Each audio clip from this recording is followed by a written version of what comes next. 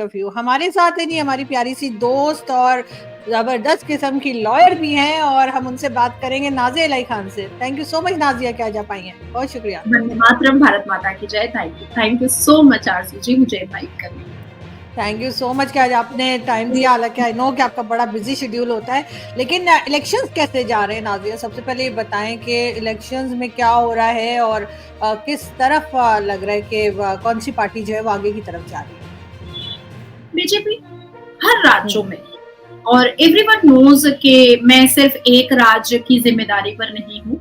मैं पिछले एक सवा महीने में 22-23 ट्रैवल कर चुकी हूँ। कई राज्यों में जाकर के मैंने कैंपेनिंग की है, कई कैंडिडेट्स की कैंपेनिंग की है, और मेरा हमेशा मोटो रहता है कि मैं जनता से ज्यादा मिल सकूं, उनके पास उनकी बातों को मैं सुन सकूं, उनकी विचारधारा को मैं समझ सकूं।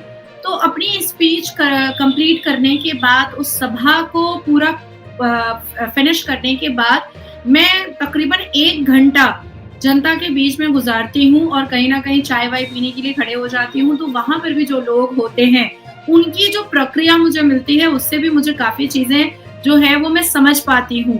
तो मुझे जीरो ग्राउंड का जहां तक बातें हैं, उस हिसाब से मुझे ऐसा ही एहसास हो रहा है कि अब की बार 400 पार और कोई रोक भी नहीं सकता।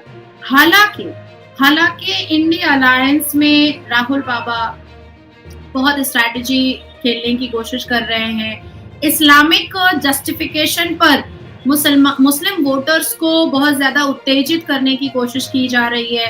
श्रीमती ममता बनर्जी मुस्लिम एंटी हिंदू स्लोगन वो उन्होंने स्टार्ट कर दिया है, एंटी हिंदू स्टेटमेंट स्टार्ट कर दिया है, ताकि मुस्लिम जो है वो प्रोवोक होते रहे और उस प्रोवोकेशन में वो उल्टा सीधा एक जिहादी एक्टिविटीज करते रहे। अरविंद केजरीवाल जी का आम आदमी पार्टी का लीजिएगा, तो उन्होंने अपनी ही महिला सांसद को पीट पाट दिया है, उनके सिक्योरिटी गार्ड ने, वैभव कुमार ने, और इतनी बुरी तरीके से पीटा है कि राज्यसभा एमपी जो है वो बेचारी अब तो रोते धोते हर चैनल पर बैठ रही है और रोना ही रो रही है। तो अब उसके बाद फिर अगर आप बिहार चली जाती हैं, लालू प्रसाद यादव, तो उनका कहीं पर कुछ नजर ही नहीं आ रहा है, कुछ भी नजर नहीं आ रहा है। क्योंकि मेरा 2 दौरा बिहार का रहा, तो बिहार में मैंने देखा कि भारतीय जनता पार्टी और चिराग पासवान का जो दबदबा है, वो दबदबा किसी का है ही नहीं। मैं तो ऐसा समझ रही हूँ कि चिराग पासवान की पार्टी से जितने कैंडिडेट्स खड़े हुए हैं, मुझे लगता है सबके सब जीत जाएंगे, क्योंकि जनता जो है ना, वो अब किसी मतलब स्ट्रैटेजी के तहत वोट नहीं करना चाहती है। भारत की जनता को ऐसा लगता है कि मुझे वो नेता चुनना है जो मेरे करीब हो, मुझे वो नेता चुनना है जिसमें वीवीआईपी का ऑरा ना हो, मुझे वो नेता चुनना है जो मेरे दर्द और तकलीफ को समझे, मुझे वो नेता चुनना है जो मेरी खुशी में खुश हो जाए और मेरे दुख में वो दुखी हो और उसमें शिरकत करे। और देखिए, ये देश का इलेक्शन हो रहा है, हम इसको देश का पर्व भी बोलते हैं और देश का गर्व भी बोलते हैं, लोकसभा इलेक्शन को। तो देश का जब इलेक्शन होता है, तो देश को मजबूत करने के तरीके से वोटिंग की जाती है। और पिछले 76 साल में जितने भी प्रधानमंत्री आए और गए हैं, उसमें भारत के प्रधानमंत्री मोदी जी का जो कार्यकाल रहा है और जिस तरह से उन्होंने इस मातृभूमि के प्रति अपनी जिम्मेदारियों को निभाया है, अपने कर्तव्य को निभाया है, मुझे लगता है कि ये पूरा देश आंख मूंद करके मोदी जी को वोट कर रहा है, कैंडिडेट नहीं देख रहा है। कैंडिडेट सामने कौन है इससे मतलब ही नहीं है जनता को बस इतना पता है कि ये जो हम कमल का बटन दबा रहे हैं, ये मोदी जी को जा रहा है और मोदी जी को मजबूत कर रहा है। यहाँ पे एक चीज और, मैंने नाज़िया कुछ टाइम पहले, जब इलेक्शंस नहीं हुए थे उससे पहले की बात है, जब गवर्नमेंट चल रही थी, तो मेरे ख्याल है आपकी असेंबली का इनॉग्रेशन हुआ था, जिसमें मोदी जी ने जो है तमाम रिलीजन के लोगों को बुलाया था, जो वहाँ पे किरत भी हो रही थी और बाकी रिलीजन की जिस तरह इबादत होती है वो भी की जा रही थी उसके इनॉग्रेशन से पहले। तो उससे एक इम्प्रेशन तो ये आ रहा था कि हर रिलीजन को रिस्पेक्ट दी जा रही है, हर रिलीजन को इम्पोर्टेंस दी जा रही है। तो फिर आखिर ऐसी क्या बात है कि बीजेपी के लिए कहा जाता है कि जी वो माइनॉरिटीज, इसमें सारे ही रिलीजन्स आ जाते हैं, कि उनके लिए कोई काम नहीं किया जाता। खासतौर पे अपोजिशन इस बात को बहुत ज्यादा उछालती है, बात करती है। ऐसा इम्प्रेशन क्यों है? क्योंकि हमने तो ऐसा होता हुआ नहीं देखा। आरजू जी, ऐसा है कि हमारे नए पार्लियामेंट का इनॉग्रेशन था, हमारे नए संसद का, नए पार्लियामेंट का इनॉग्रेशन था, और उस इनॉग्रेशन में हमारे भारत के प्रधानमंत्री ने सभी धर्मों के प्रार्थना को, दुआओं को, सारी चीजों को उन्होंने करवाया था, और सूरे अल रहमान की आयत वहां पर हुई थी, और मोदी जी ने पूरी आस्था, विश्वास और पूरी नेक नियति के साथ वो सूरे अल रहमान की आयत सुनी थी, और पूरी दुनिया ने इस चीज को देखा था, जो अरब को भी बहुत पसंद आया था, बहुत ज्यादा पसंद आया था। अब देखिए, कुछ चिटिंगबाज और जाली मुसलमान आपके यहाँ भी हैं पाकिस्तान में, और कुछ चिटिंगबाज और जाली मुसलमान हमारे भारत में भी हैं। और ये जो जितने भी चिटिंगबाज और जाली मुसलमान होते हैं, ये बेसिकली अल कुरान या सुन्नत रसूल को नहीं मान रहे होते हैं। ये इस्लाम के जस्टिफिकेशन पर अपने चेयर को, अपने ताकत को और अपने फाइनेंशियल कंडीशन को, अपने पावर को, अपने पोजीशन को बचाने के लिए इस्लाम का सहारा लेते हैं। आपने बहुत खूबसूरत बात अभी छेड़ी है पार्लियामेंट के इनॉग्रेशन की। अब राहुल बाबा बार बार चिल्ला रहे हैं कि राष्ट्रपति के होते हुए भी भारत के प्रधानमंत्री मोदी जी ने पार्लियामेंट का इनॉग्रेशन किया। बिल्कुल कर सकते हैं, क्यों नहीं कर सकते हैं। जानना तो ये है कि सतीशगढ़ असेंबली का जब इनॉग्रेशन हो रहा था तो सोनिया जी ने किया था। हालांकि वो कुछ भी नहीं है, ना राष्ट्रपति है, ना उपराष्ट्रपति है, ना गवर्नर है, मात्र एक मेंबर ऑफ पार्लियामेंट है, इसके अलावा तो कुछ भी नहीं है। आसाम असेंबली का फाउंडेशन स्टोन रखा गया था, तो उस वक्त वहां पर कांग्रेस की सरकार थी, तरुण गोगोई से वहां पर फाउंडेशन स्टोन रखवाया गया था, पर वहां के गवर्नर जो कांग्रेस के थे उससे नहीं रखवाया गया था। क्यों आप लोग ऐसा क्यों करते हो? उसके बाद फिर छत्तीसगढ़, तमिलनाडु के असेंबली का इनॉग्रेशन हुआ था। फिर से सोनिया गांधी चली गई और जा करके इनॉग्रेशन करके आई। भाई क्या कॉन्स्टिट्यूशनल बॉडी है उनकी? वो है क्या? वो तो कुछ नहीं है। अच्छा, इनमें बड़ा अजीब सा है। सोनिया एंटोनियो जो है वो अपने हस्बैंड के नाम से अपने आप को प्रमोट करती हैं, सोनिया गांधी कहलाती हैं। लेकिन प्रियंका जो है वो वाड्रा कभी नहीं लगाती है, वो प्रियंका गांधी बाप का नाम लगाती हैं। सोनिया अपने बाप के नाम से पीछा छुड़ाती हैं और प्रियंका अपने बाप के नाम को चिपकाने में लगी रहती हैं। सोनिया अपने पति के नाम से जानी जाती हैं, प्रियंका अपने पति के नाम को लगाना ही नहीं चाहती हैं। तो ये जो इंडियन अलायंस का प्रॉब्लम है और गांधी परिवार का प्रॉब्लम है, ये इनके प्रॉब्लम ने ही इनको खत्म कर दिया। आज एक देश की पार्टी कांग्रेस हुआ करती थी, उसको मोहल्ले की पार्टी बना दिया गया है। और किसने किया? ये गांधी परिवार ने ही किया। देखिए लोग, आरजू जी, लोग बेवकूफ नहीं है। गांधी परिवार वो परिवार है कि जब इंदिरा गांधी जी का निधन हुआ, उनकी जब मृत्यु हुई, तो भाई संजय गांधी के बच्चे को और उनकी धर्मपत्नी को तो एंटर नहीं करने दिया जा रहा था, अग्नि में चिता नहीं देने दिया जा रहा था। सोनिया गांधी इतनी मतलब प्राउडी है और इतनी अग्रेसिव नेचर की हैं कि उन्होंने मेनका गांधी को कभी एक डाइनिंग टेबल पर बैठने नहीं दिया। और ये मैं नहीं बोल रही हूँ, ये मेनका गांधी ने खुद सिमी ग्रेवाल के इंटरव्यू में बैठ करके बोला है कि इंदिरा गांधी और सोनिया गांधी और राजीव गांधी और उनके बच्चे जब डाइनिंग टेबल पर बैठ करके खाते थे तो हमें और वरुण गांधी को बैठने नहीं दिया जाता था। तो जो अपने भाई का नहीं हुआ, जो अपने माँ का नहीं हुआ, जो अपने परिवार का नहीं हुआ, वो जनता को परिवार क्या मानेगा? वो तो कभी जनता को परिवार मान ही नहीं सकता है। अब आती है दूसरी बात कि असदुद्दीन अवैसी ने नया नारा खड़ा किया। असदुद्दीन अवैसी ने बोला कि मुसलमान बेटियों को डराया जा रहा है और उनको वोट नहीं देने के लिए उनका हिजाब उठा करके देखा जा रहा है। अब आप इस्लामिक देश में बैठी हैं, मुझे तो आप हिजाब में कभी नहीं दिखाई दी। बेनजीर भुट्टो इस्लामिक देश की वजीर आजम, उनको तो मैंने निकाब में कभी नहीं देखा। शेख हसीना बांग्लादेश मुस्लिम देश की वजीर आजम, उनको मैंने हिजाब में कभी नहीं देखा। उसके बाद फिर हम इंडोनेशिया चले जाते हैं, हम अरब चले जाते हैं। अरब में तो अब स्विमिंग कॉस्ट्यूम में फैशन शो हो रहा है भाई, स्विमिंग कॉस्ट्यूम में फैशन शो हो रहा है। अच्छा, अब इसके बाद फिर और भी इस्लामिक तरीके से चले जाते हैं। जब हम हज उम्रा करने के लिए जाते हैं तो एहराम में भी हम तो भाई दम ही नहीं हो पाएगा, वजू ही नहीं हो पाएगा अगर हम शक्ल ढक लेंगे। तो अगर वोटिंग के दौरान आपकी आईडी से आपका शक्ल कोई महिला प्रिसाइडिंग ऑफिसर या महिला कैंडिडेट देख ले रही है, मैच कर ले रही है, तो आपको दिक्कत किस बात की है? इसमें तो कोई दिक्कत नहीं है। जब हम हज उम्रा मर्दों के भीड़ में बदन को सटा करके तवाफ कर सकते हैं, तो यहाँ तो भाई इज्जत से आपको बुला करके आपका चेहरा उठा करके देखा जा रहा है और वोटर आईडी कार्ड में मैच किया जा रहा है। That's it. हमें हमारे यहाँ भी यही होता है, ये तो पाकिस्तान में भी होता है। अगर किसी ने कवर किया हुआ है हिजाब इस तरह से किया कि शक्ल नहीं दिखाई दे रही, तो आईडी कार्ड से मैच करने के लिए वो तो हटवाया ही जाएगा वोटिंग से पहले। अब इन्होंने क्या स्टार्ट किया है, ब्लेम गेम, कि मुसलमान महिलाओं को, मुसलमान खवातीनों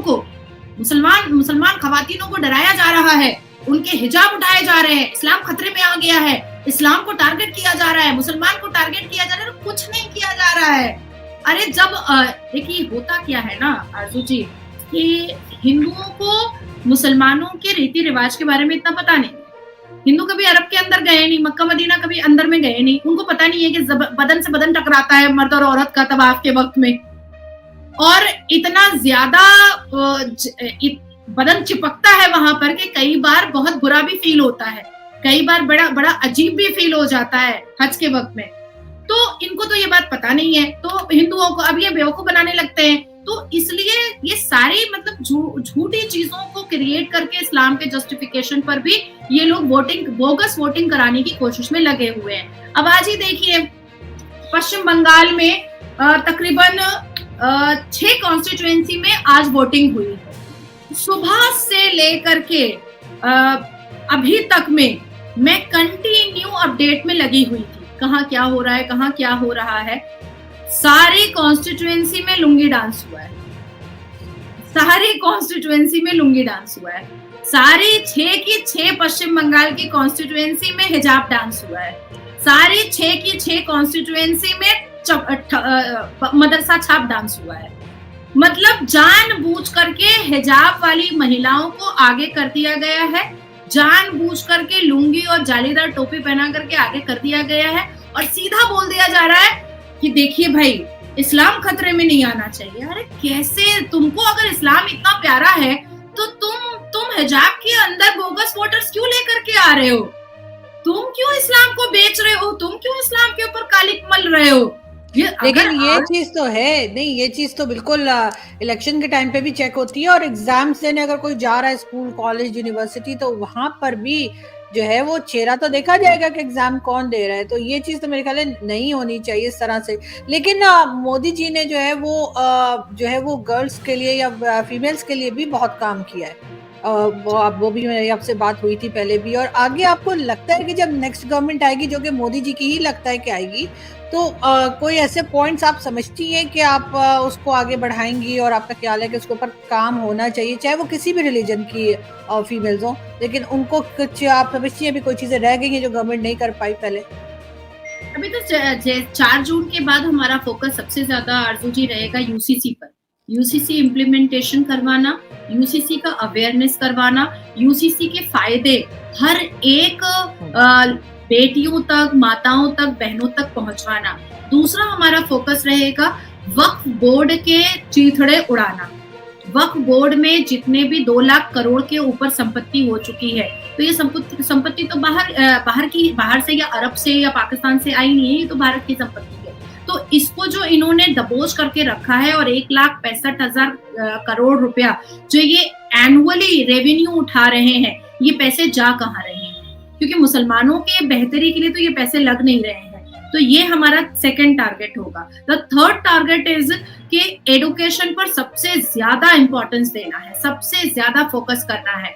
द फोर्थ फोकस इज हम लोगों का कि लव जिहाद जैसी चीजों को हम लोगों को बिल्कुल वैनिश करना है, इरेज करना है, खत्म कर देना है। द फिफ्थ फोकस इज 4 जून के बाद हमारा रहेगा कि हमारे जितने भी सिविलाइजेशन, सभ्यता, संस्कार, और जितने भी हमारे वीर योद्धा, फ्रीडम फाइटर जो रहे हैं, जिनको प्रोफेसर नूरुल हसन ने, अबू कलाम ने और 5 मुसलमान शिक्षा मंत्री ने कांग्रेस के जमाने में इरेज किया था, वैनिश किया था, उन सबको फिर से जुगाड़ना है, उन सबको रिसर्च में डालना है, उन सबको बेहतर करना है। द सिक्स्थ फोकस इज कि इंदिरा गांधी जी ने इमरजेंसी के वक्त में हमारे संविधान के साथ बहुत खिलवाड़ किया था और बहुत छेड़छाड़ किया था, जिसकी वजह से बहुत सारे ऐसे आरोपी होते हैं जो छूट जाते हैं, जिनको छूटना नहीं चाहिए। जैसे बलात्कारी आरोपी भी रेमिशन ग्राउंड पे छूटते हैं, अब चाहे वो हिंदू हो मुस्लिम हो, मेरे को उससे मतलब नहीं है। अगर कोई बलात्कार कर रहा है तो उसको फास्ट ट्रैक कोर्ट के हिसाब से फांसी की सजा होनी चाहिए। अब जैसे जो यूएपीए एक्ट में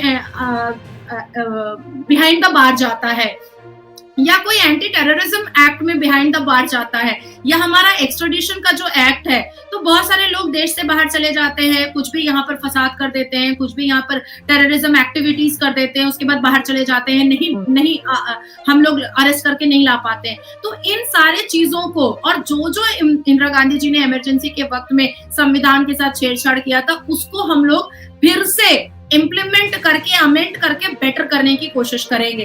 द सेवेंथ थिंग इज, सबसे महत्वपूर्ण और सबसे इम्पोर्टेंट, कि ये जितने भी एंटी नेशनल स्टेटमेंट्स निकलते हैं पॉलिटिशियंस के मुंह से या किसी एक्टिविस्ट के मुंह से, जैसे कन्हैया के मुंह से निकला था हिंदुस्तान तेरे टुकड़े होंगे इंशाल्लाह इंशाल्लाह, हिंदुस्तान तेरी खबर खुदेगी, तो कन्हैया जो अभी कांग्रेस का कैंडिडेट है दिल्ली से, तो ऐसे लोगों के ऊपर इमीडिएट कार्रवाई हो और उम्र कैद की सजा हो। जो एंटी नेशनल, जैसे ममता बनर्जी के लाडले मंत्री फरहाद हकीम ने कहा था कि कोलकाता तो मिनी पाकिस्तान है, this is anti national statement, absolutely appropriately. तो ऐसे स्टेटमेंट्स को भी हम लोग बहुत इंपॉर्टेंस और वैल्यूबल समझ रहे हैं। इसके ऊपर कार्रवाई अप्रोप्रिएटली होनी चाहिए और बेल के प्रावधान बहुत कम होने चाहिए। बिल्कुल, लेकिन मुझे नाज़िया एक चीज़ और बताइए कि ज़ाहिर है कि आपका ताल्लुक भी जो है वो कोर्ट कचहरी से हर वक्त रहता है।